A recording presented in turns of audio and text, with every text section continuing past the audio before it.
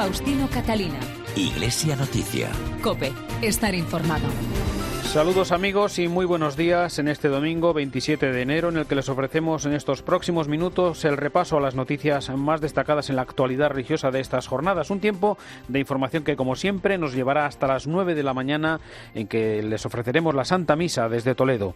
Tiempo para la actualidad eclesial, esto es Iglesia Noticia que hacemos hoy con Mila Sánchez en el control de sonido y con Nacho de Gamón y Amparo Latre en la redacción y producción y con los siguientes titulares.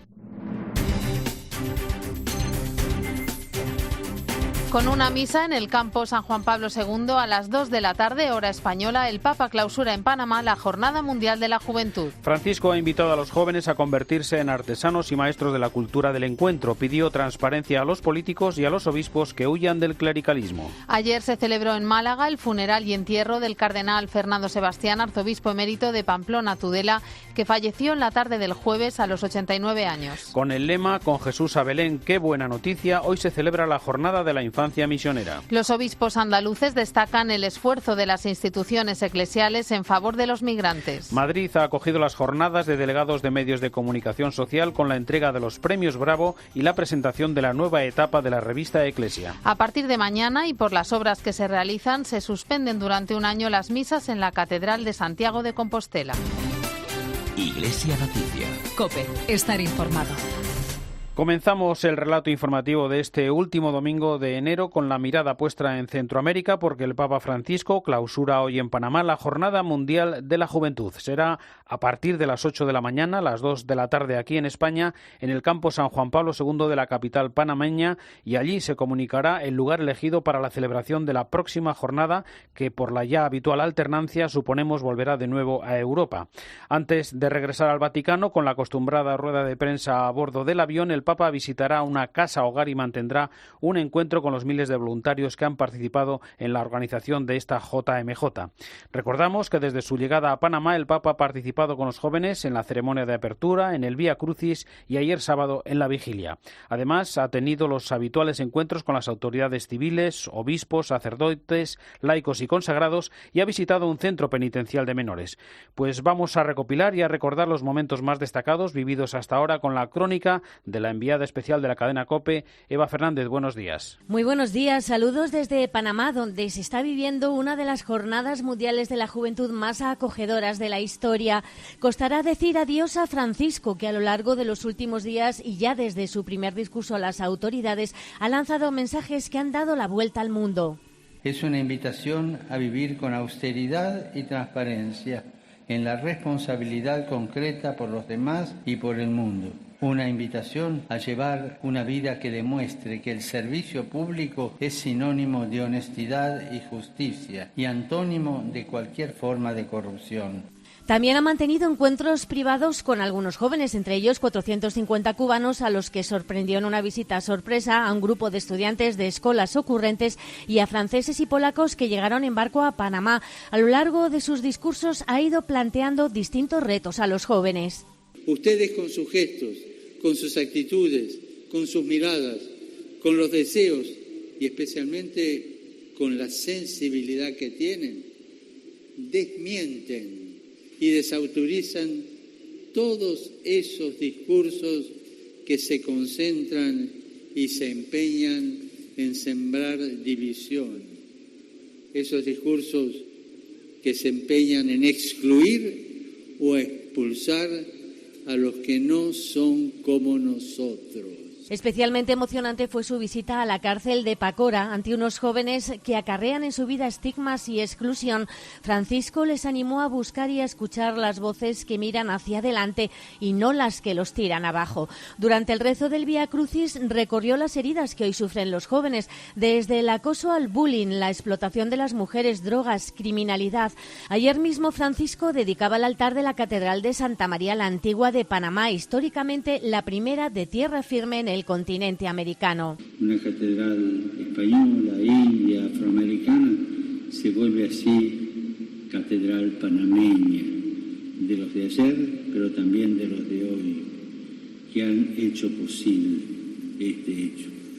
Ya no pertenece solo al pasado, ya no pertenece solo al pasado, sino que es belleza del presente.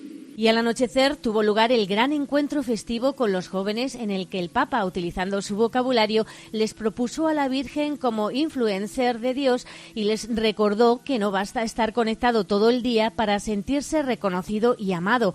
Fue un discurso lleno de optimismo. El Papa les pidió que no tuvieran miedo de formar parte de la historia de amor de Dios con el mundo. Gracias, Eva. Buen viaje de regreso. Completamos la información de este viaje apostólico del Papa Francisco a la JMJ de Panamá con el colaborador de Iglesia Noticia, Antonio Pelayo, también por aquellas tierras. Buenos días, Antonio. Buenos días. La que está a punto de concluir ha sido una de las más bellas y originales Jornadas Mundiales de la Juventud. Puedo afirmarlo después de haber asistido a todas las anteriores menos una, la de Manila. Cuando se planteó la candidatura de Panamá a la JMJ, algunos en Roma no se lo querían tomar en serio. Les parecía imposible que un país tan pequeño pudiese hacerse cargo de una tarea tan compleja. En efecto, con 4 millones de habitantes era todo un desafío albergar a varios centenares de miles de peregrinos. Pero el milagro ha sido posible gracias a una ejemplar colaboración entre la Iglesia y el Estado y a los panameños que se han volcado para ofrecer al mundo una imagen de su país alejada del escándalo de los Panama Papers. Hemos tenido ocasión de ver una nación que crece, aunque esté aún lejos de superar las enormes desigualdades económicas y sociales. Otra originalidad de esta jornada se ha debido a la presencia de jóvenes de algunos países que hasta ahora solo habían participado simbólicamente en estos encuentros. Me refiero a países como Australia, Nueva Zelanda, los microestados del Pacífico y a las 6 naciones que forman la América Central. Estas, por ejemplo, protagonizaron un vía crucis que era la síntesis de los sufrimientos de todo el continente: martirios, refugiados y emigrantes, corrupción y violación de los derechos humanos, asesinatos, violencias contra la mujer y opresión de los pueblos y culturas indígenas. Lo que no ha cambiado ha sido el tono de los discursos de Francisco a sus jóvenes oyentes: exigencia, estímulo para la construcción de un mundo nuevo y de una nueva sociedad, ruptura con el pesimismo existencial y el conformismo, solidaridad con los pobres y los extranjeros, amor a Cristo y a su Iglesia, que ha hecho bella y profética la historia de la salvación en estas tierras. Desde Panamá les ha hablado Antonio Pelayo. Iglesia Noticia. COPE. Estar informado. Les contamos ahora la actualidad aquí en España. Ayer se celebró en Málaga el funeral y entierro del cardenal Fernando Sebastián, arzobispo emérito de Pamplona-Tudela, que falleció en la tarde del jueves a los 89 años. Colaboró estrechamente con el cardenal Tarancón en los años del posconcilio y la transición política y fue secretario general y vicepresidente de la Conferencia Episcopal, en la que destaca su aportación a numerosos documentos y planes pastorales y también su legado teológico. La labor de toda una vida reconocida por el Papa Francisco, que le creó cardenal hace ahora 5 años. COPE Málaga, Andrés García, buenos días. Buenos días. Cientos de personas quisieron dar ayer el último adiós a don Fernando durante la misa celebrada en la Catedral de Málaga. Nacido en Calatayud en 1929, este religioso claretiano centró gran parte de su vida en el estudio y la enseñanza de la teología dogmática. De hecho, fue decano de la Facultad de Teología y rector de la Universidad Pontificia de Salamanca hasta 1979, año en el que fue consagrado como obispo de León. También fue secretario de la Conferencia Episcopal Española durante la Transición Democrática y el 22 de febrero de 2014 se convertía en el primer cardenal español creado por el Papa Francisco. Servir a la Iglesia en servicios importantes, como yo he tenido oportunidad de hacer, pues es un premio para uno mismo. Yo estoy muy contento, muy orgulloso de haber podido hacer lo que he hecho y solo lamento no haber hecho más y mejor. El cardenal Fernando Sebastián permaneció ingresado durante varios días tras sufrir un ictus del que no se pudo recuperar. Falleció el pasado jueves a los 89 años en Málaga, donde residía desde 2007, ciudad en la que seguía colaborando con la diócesis en la formación teológica y en el acompañamiento espiritual. Recordamos también las palabras del secretario general de la Conferencia Episcopal, Luis Argüello. Yo creo que ha sido un hombre de Iglesia, un católico de corazón, de alma, de palabra, de actitud.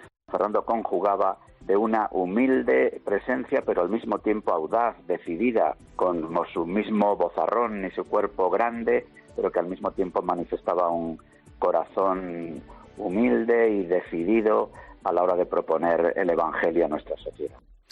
Con el lema Con Jesús a Belén, qué buena noticia, hoy se celebra la Jornada de la Infancia Misionera, en la que los niños ayudan a otros niños de todo el mundo a mejorar sus condiciones para vivir la vida de una manera digna. En la presentación de los datos de esta jornada estuvo Nacho de Gamón. Buenos días. Buenos días. La Infancia Misionera es una de las 4 obras misionales pontificias. Promueve la ayuda de los niños para los niños. El director nacional de Obras Misionales Pontificias, José María Calderón, explicaba que lo fundamental de esta jornada es concienciar a los niños de la importancia de la misión.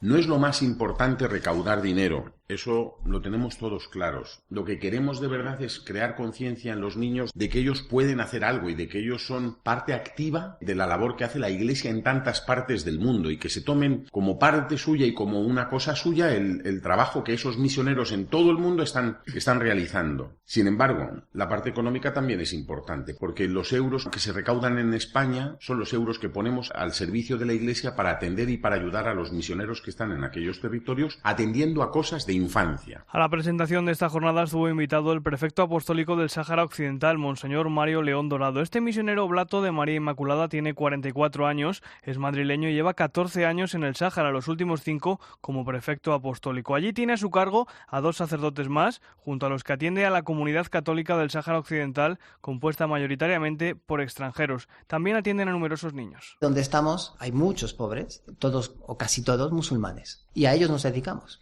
No tenemos niños cristianos, muy poquitos, porque no hay familias cristianas apenas, pero hay muchos niños. Marruecos es un país con una natalidad grandísima, con mucha juventud, con muchos niños. Entre los proyectos que atiende, Monseñor León Dorado destaca un centro para niños discapacitados que se financia en parte gracias a los fondos de la Infancia Misionera.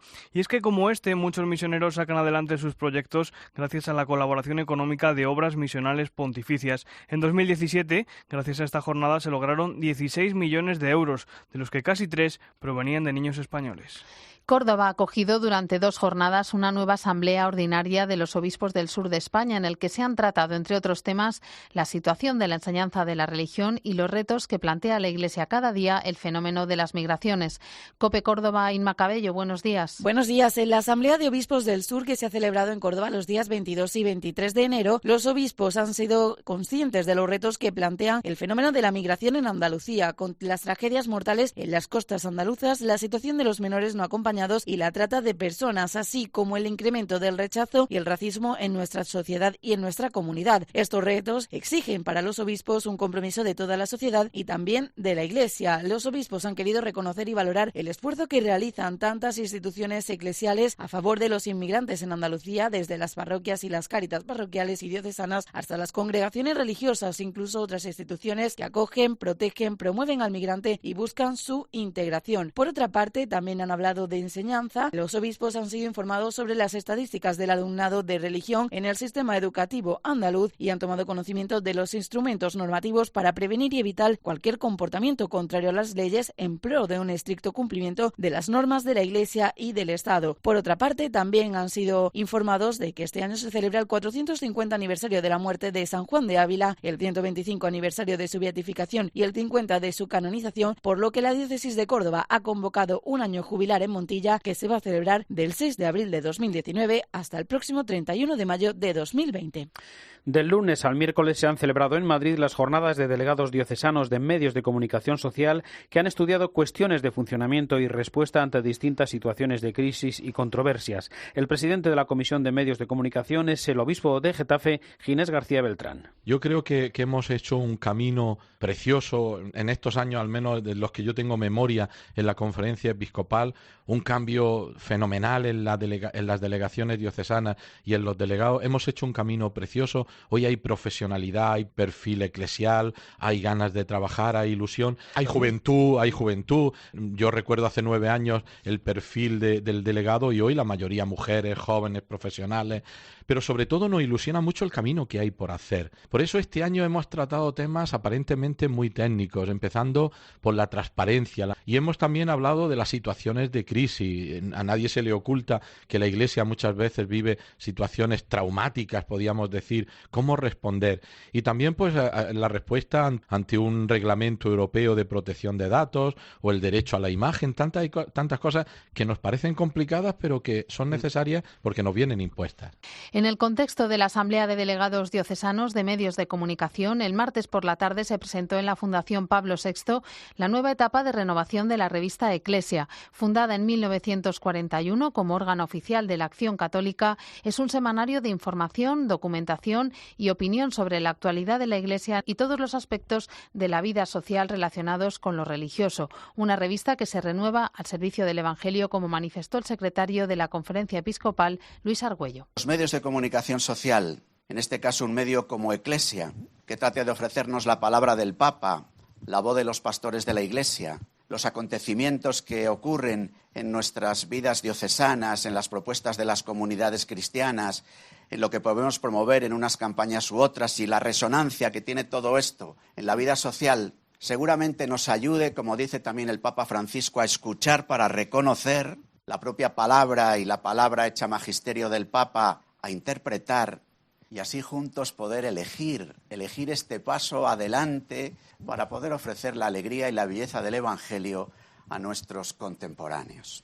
Por su parte, el obispo presidente de la Comisión de Medios de Comunicación, Ginés García Beltrán, pidió que la revista siga en la tarea de transmitir la voz del Papa y de las diócesis y movimientos y que sea también, Eclesia, un instrumento de sinodalidad. Queremos seguir haciéndola en fidelidad a lo que es la Iglesia y, por tanto, respondiendo a los retos que la Iglesia tiene hoy. Y por eso la renovación de nuestra revista. Por eso el querer abrir caminos nuevos. Por eso el contenido que tiene que ser el contenido de Eclesia de siempre, pero con un modo renovado, en un diseño renovado. Que quizá haya muchas generaciones que entiendan muy bien este nuevo diseño de Eclesia.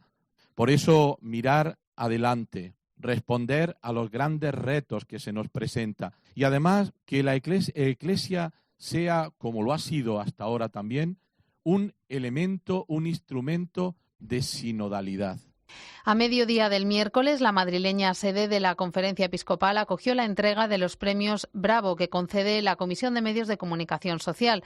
Recibieron los premios Tico Medina en prensa, Luis del Val en radio, el programa de televisión española Aquí la Tierra y el youtuber Daniel Pajuelo. También fueron galardonados la película Campeones, el grupo musical La Voz del Desierto, la publicación semanal Misa Dominical, la Oficina de Información de la Diócesis de Aragón y el semanario El Eco de Sigüenza Guadalajara en el trabajo diocesano. Nacho de Gamón. La sala de la plenaria de la Conferencia Episcopal se quedó pequeña para acoger a todos los presentes en la entrega de los premios Bravo. Premiados, jurado, obispos e invitados presenciaron el discurso del Premio Bravo especial de este año, la periodista Elsa González, que tomó la palabra en nombre de todos los galardonados. La expresidenta de la FAPE ha repasado su dilatada trayectoria profesional y tuvo una mención especial para la cadena COPE, su casa durante décadas, y para el padre José Luis Gago, el periodista que le contrató. Una persona llena de humanidad e inteligencia, que iluminó la intrahistoria de la COPE. Se propuso convertir a esa cadena en una radio competitiva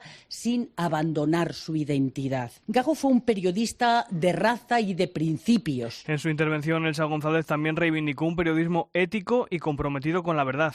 La sociedad actual necesita un ejercicio profesional competente, consciente de su poder de influencia, que proyecte calidad para generar criterio en la opinión pública. El periodismo construye a diario democracia. Es libertad si se ejerce con responsabilidad y con rigor. Por su parte, el presidente de la Comisión Episcopal de Medios de Comunicación Social, el obispo de Getafe, Monseñor Ginés García Beltrán, recordó en el espejo que la Iglesia tiene mucho que aportar en el mundo de la comunicación. Crear un ambiente en el que yo pueda tener una conciencia crítica de ver que hay noticias que pueden ser falsas o hay noticias que pueden ser verdaderas, pero no se transmiten mirando a la persona, con caridad, mirando el bien de la sociedad. Y yo creo que aquí la Iglesia tiene que aportar. No es solo comunicar, sino el estilo de comunicar. Y yo creo que nosotros tenemos que ganar o afianzar el estilo de comunicar. Entre los premiados de este año también están los colaboradores de Herrera en COPE, Luis del Val y Tico Medina.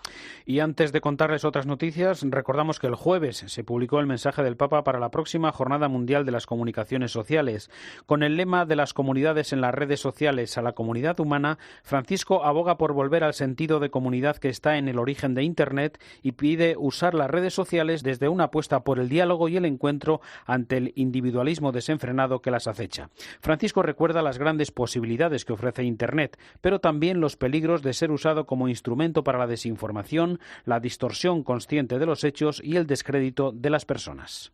El Papa reivindica a la comunidad como red solidaria que precisa de la escucha recíproca y del diálogo y aboga por abandonar la mentira, decir la verdad y dejar de ver a las personas como potenciales competidores. Pide usar las redes como recurso para la comunión, como algo complementario al encuentro y la tradicional comunicación en carne y hueso. Iglesia Noticia. COPE. Estar informado. ¿Sabías que Infancia Misionera se adelantó 80 años a la Declaración de los Derechos del Niño? Lleva 176 años ayudando a los más pequeños. Gracias a la ayuda de los niños españoles, en el año 2018 se han realizado más de 500 proyectos en 39 países. Así se han atendido las necesidades de casi 800.000 niños de todo el mundo. ¡Qué buena noticia! Los niños ayudan a los niños. El 27 de enero es la jornada de Infancia Misionera. Colabora con los pequeños misioneros para que a ningún niño del mundo le falte lo básico. ¿Te atreves tú también a ser misionero? Infórmate y colabora en omp.es.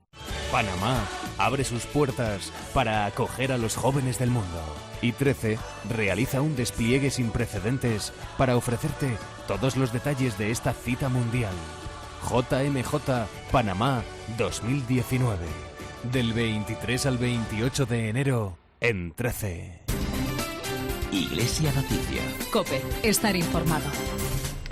Las obras que se están realizando en la Catedral de Santiago de Compostela, previas al próximo Año Santo, obligan a trasladar a partir de mañana y durante todo un año todas las misas, incluida la del peregrino, a la vecina iglesia de San Francisco. COPE Santiago, Patricia Iglesias. Sí, ante el inminente comienzo de los trabajos en el interior de la Catedral de Santiago, que por su alcance y magnitud van a hacer imposible mantener la normal actividad, tanto en el altar mayor, en las naves y en las capillas de la Basílica, a partir de mañana el culto se va a trasladar a otras iglesias de la ciudad. Por ejemplo, la misa diaria del peregrino, la de las 12, se va a celebrar en la iglesia de San Francisco.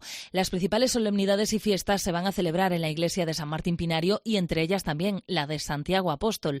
La catedral, no obstante, va a permanecer abierta, por lo que va a estar accesible a fieles, peregrinos y visitantes, aunque van a estar acotados los espacios en los que se esté interviniendo en cada momento. Se va a poder realizar el rito del abrazo al apóstol en su camarín y descender a la cripta apostólica, y la única puerta que va a permanecer abierta, eso sí, será la de platerías con doble uso, tanto entrada y salida. El obispo de Osma Soria, Abilio Martínez Barea, analiza en su primera carta pastoral la actual realidad soriana, así como los desafíos a los que se enfrenta la diócesis con el trabajo en clave misionera desde las parroquias. COPE Soria, Alfonso Blasco. El obispo de Osma Soria, don Abilio Martínez Barea, ha publicado su primera carta pastoral en la que analiza la realidad de la provincia de Soria y los desafíos a los que se enfrenta la diócesis. El prelado soriano reconoce problemas que acucian a esta tierra, como la despoblación, el envejecimiento y la dispersión, e invita a los fieles y sacerdotes a hacerles frente desde el optimismo, sin perder de vista, eso sí, uno de los principales retos, que deben ser los jóvenes y la pastoral juvenil. La importancia de querer a la gente, de querer a nuestros sorianos, no temer los desafíos, y yo afronto fundamentalmente como desafíos desde el punto de vista pastoral, y señalo los jóvenes, porque aunque es una población envejecida, hay jóvenes, tenemos adolescentes, tenemos jóvenes. La pastoral juvenil es importante, el que la afrontemos, el que vayamos a estar con ellos y que los escuchemos. Monseñor Martínez Barea ha destacado la entrega y vocación de estos sacerdotes que siguen al pie del cañón sin desfallecer y atendiendo tantas parroquias y pueblos a diario. Esta semana se ha reabierto al público la sala capitular de la Catedral de Toledo tras un año de trabajos para recuperar los murales que Juan de Borgoña pintó por encargo del cardenal Cisneros. COPE Toledo, Cristóbal Cabezas, buenos días. Buenos días. La eliminación de los numerosos repintes al óleo, de los barnices y de los diferentes estratos de aceites y resinas han devuelto el color y la luz a la sala capitular de la Catedral Primada. Ha sido esta semana cuando el arzobispo de Toledo ha inaugurado la restauración y la nueva iluminación en unos trabajos que han durado un año. Dichas labores de restauración, con una inversión de unos 600.000 euros, se han centrado en el arreglo de las grietas estructurales aparecidas en los muros y en fijar la capa pictórica desprendida en algunas zonas. personas. Además, la sala capitular cuenta con una nueva iluminación LED que permite apreciar en su totalidad y con todo detalle el artesonado, las pinturas al fresco y los óleos. Braulio Rodríguez, arzobispo de Toledo. Sus muros pintados, su artesonado, que imponentes desafiaron el paso del tiempo. Al salir sobre el dintel, 3 palabras: Justitia cultus silentium. El cultivo de la justicia será el silencio, referente a que no se diga nada fuera de este recinto de lo que se trata en él. Así se las tenía el cabildo. Recordemos que la sala capitular es una obra de estilo renacentista cisneriano datada en el siglo XVI. Entre sus principales bienes destacan las pinturas al óleo que estamos comentando, que representan 13 escenas de la vida de la Virgen y la Pasión de Cristo, y la serie de 32 retratos de los primeros arzobispos toledanos pintados por Juan de Borgoña. La Feria Internacional del Turismo, que hoy finaliza en Madrid, acogió el miércoles la presentación de la nueva exposición de las Edades del Hombre, que con el título Angeli, Los Ángeles, desde finales del mes de abril se podrá ver en la localidad burgalesa de Lerma. El secretario general de la Fundación Las Edades del Hombre es Gonzalo Jiménez. Otra forma de entender el patrimonio, otra forma de mostrarlo y otra forma de gestionarlo, con una identidad y un vínculo con la tierra que pisamos y a la que nos acercamos. Estas son las claves de las Edades del Hombre. En el mes de abril inauguraremos en la Villa de Lerma, en Burgos, Angeli, 24ª edición, que desarrollaremos en 3 sedes, 3 lugares capitales de la localidad de La Arlanza: la Ermita de la Piedad, la Iglesia de San Pedro y el Monasterio de la Ascensión. Muestra que pretende ser una reflexión estética y religiosa en torno a la figura de los ángeles, seres creados por Dios, intermediarios entre Dios y el hombre, custodios individuales de criaturas y mensajeros de la paz. Y seguimos en tierras burgalesas porque la Facultad de Teología de Burgos acogió en la tarde del martes la clausura del proceso diocesano de la causa de beatificación de Marta Obregón, la joven que fue asesinada en 1992 por el conocido como violador del ascensor. El siguiente paso será enviar a Roma los documentos para solicitar esta beatificación. El postulador de la causa es Saturnino López Santidrián. Aquí lo que se canoniza es una santidad heroica, un acto heroico de entrega a Dios, que en este caso la oración de Marta, más repetida en los últimos meses, ella había tenido alguna dificultad, ella se había comprometido de ir misionera y repetía constantemente la oración de María: Señor, hágase, o sea, casi como previendo algo, ¿no? Que ella estaba dispuesta a ir haciendo un proceso de discernimiento para ver dónde Dios la quería de una forma más eficaz para ayudar a la Iglesia. Y en esa tesitura de búsqueda y al mismo tiempo de oración y de trabajo, Marta es raptada cuando menos lo esperaba. Terminamos así el informativo Iglesia Noticia, el programa 1604 en este domingo 27 de enero de 2019. Y llega ya la última hora de la actualidad en España y el mundo y la Santa Misa. En nombre de todos los que hacemos este programa, el saludo de Faustino Catalina.